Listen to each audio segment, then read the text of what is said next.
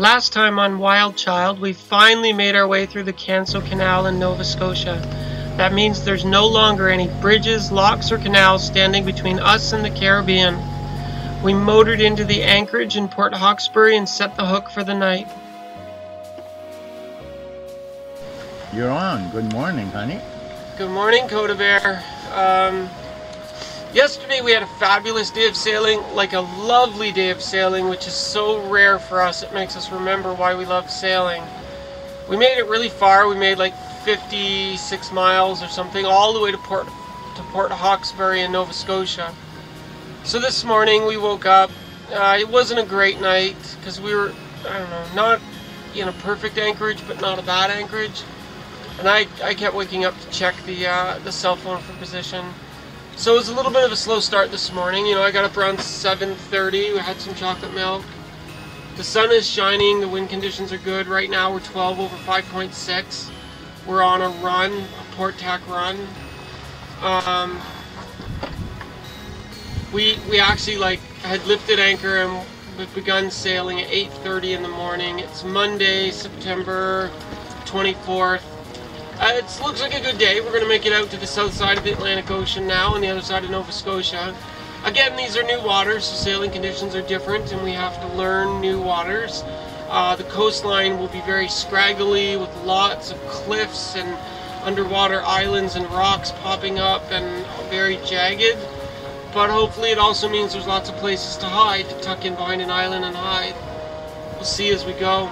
Today we're not in a giant rush, we're just taking advantage of good weather. If we can go 30 or 40 miles today, great. And then hopefully we'll find some place along the coast to hide for the night. Tomorrow's Tuesday. We'll get about a half a day sailing in tomorrow. And then Wednesday is definitely a hide day because the powerful winds will be onshore against us. And it'll be rainy, crappy, terrible Wednesday. So we can run Sunday, Monday, Tuesday, so we do. We hide Wednesday and Thursday's a maybe, we're not sure yet.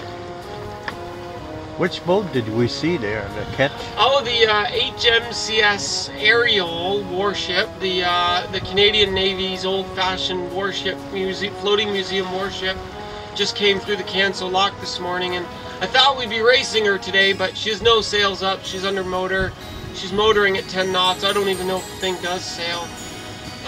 So there's no way we're going to catch it at 10 knots. The wind is forcing to 20, 21?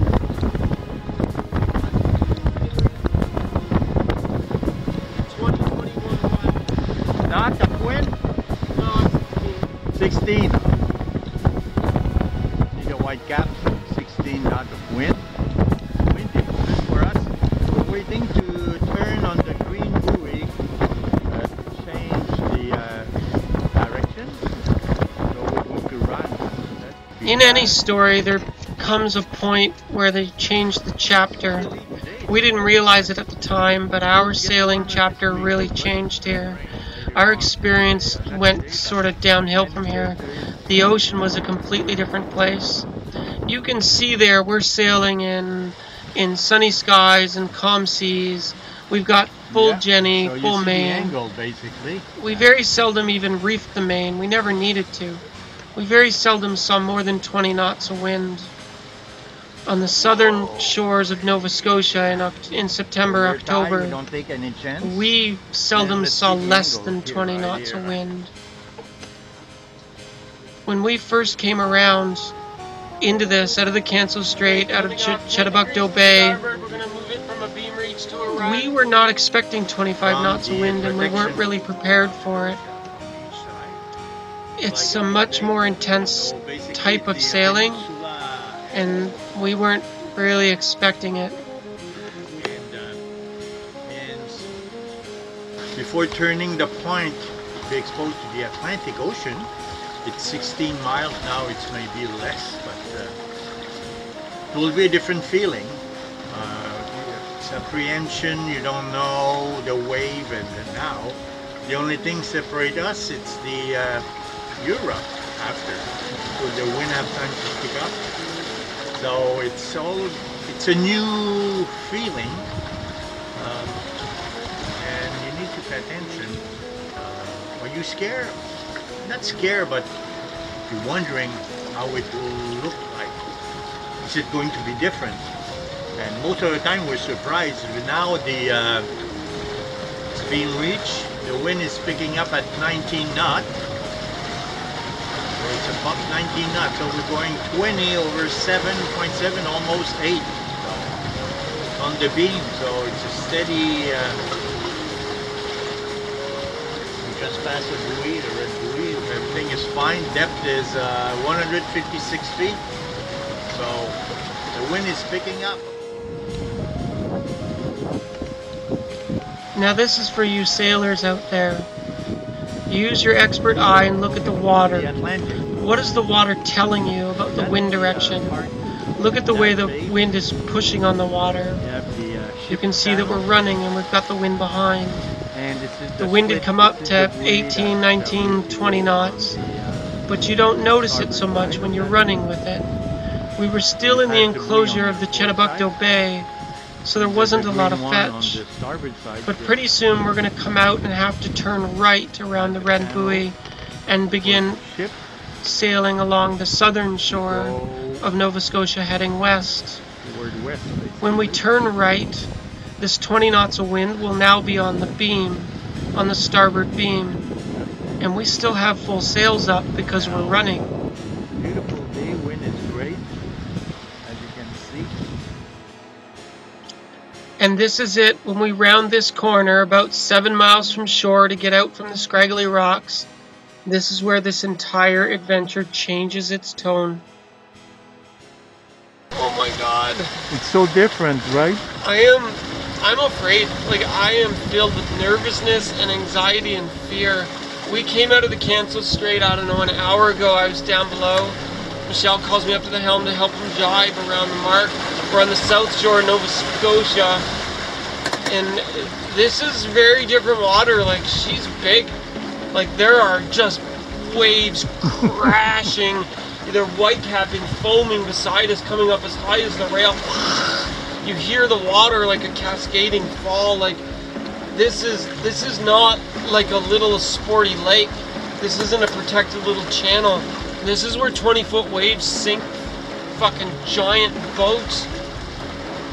Like, this is real. This is dangerous. This is like, even in the pit of your stomach, it feels different. You're moving these great big every direction motions, not just a little up and down that you get used to. The ocean feels different. It's big. It's scary. There's off the coast of Nova Scotia. It's a very rugged coastline. There's the bottom's very pointy with rocks and stuff sticking up. We're like 10 miles offshore just to not hit rocks. It's crazy. Oh, can I eject? Eject, eject, eject. I love you. This is a satellite image off the coast of Nova Scotia when we came around the corner. These are all rugged rocks sticking up in 200 feet of water, breaking the surface.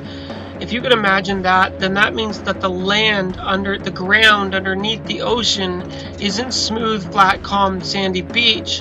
It's very rugged peaks and valleys.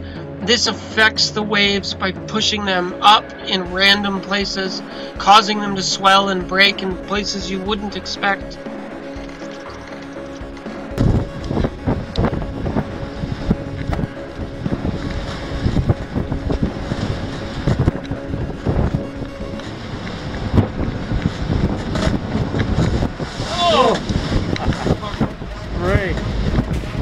I know what serious sailing looks like. We are reefed like crazy. We're on the south side of the Nova Scotia coast. The main is reefed and the Jenny's at like 30%. We're just flying. I just texted everyone I know to tell them that I'm scared and I want to eject. It's, I don't know. You can't see it on the camera, but I mean, it is serious sailing. After a few hours sailing along like this, I called the Coast Guard.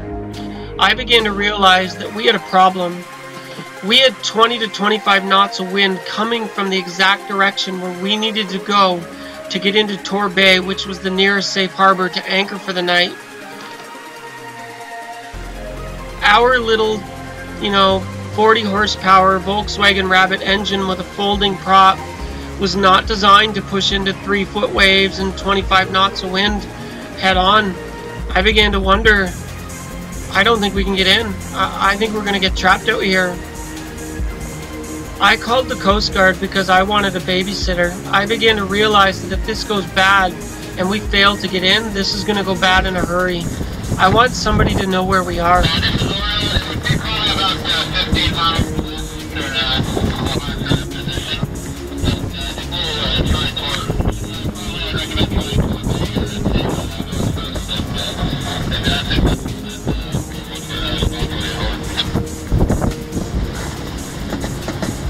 Yeah, great, copy that. So plan A, Torbay, plan B.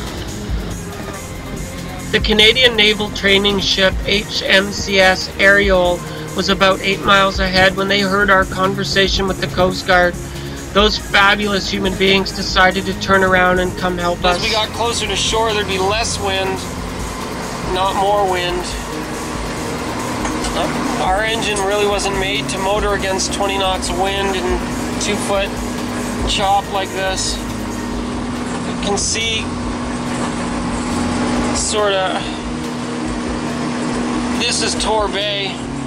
We're hoping to get in here somewheres to get into protection, sort of lee shore.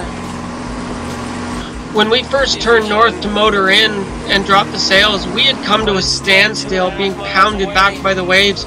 We weren't actually making any forward progress at all. Slowly we pushed the engine at maximum RPMs, but the risk of an overheat alarm was so high. If that little LED lights up anymore, the alarm's gonna go off.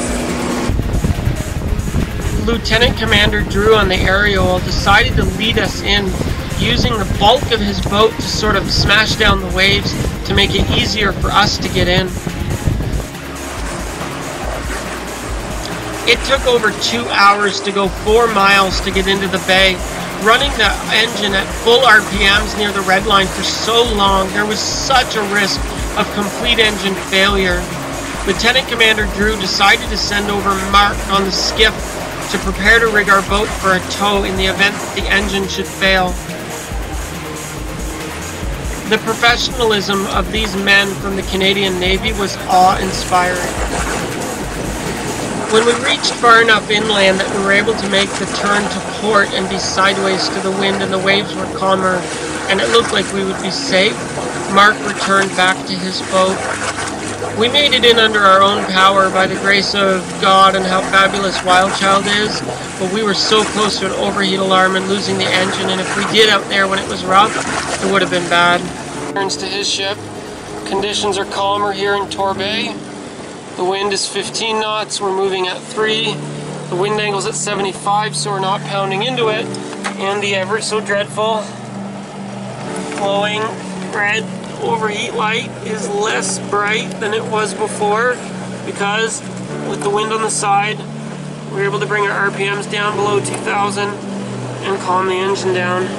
So even though the temperature is still hovering at 180, it's down just enough that we feel like we can trust it again, and conditions are calmer. A huge shout out of thank you to the sailors of the Canadian Navy for coming to babysit us that day. Thank you so much. I'm actually not sure that we would have made it into safety without your help.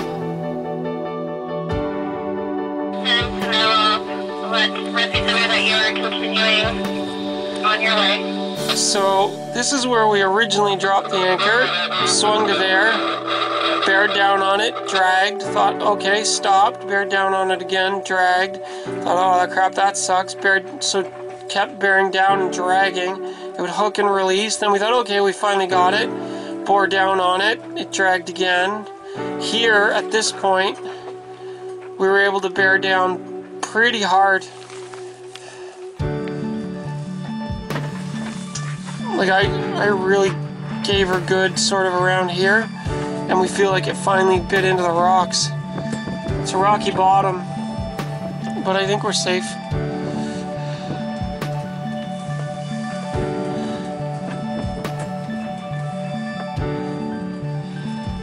21 feet of water, 15 knots of wind, coming in 10 degrees wind angle, which, as you can see, the wind is coming from shore, which means that despite the rockiness of the shoreline.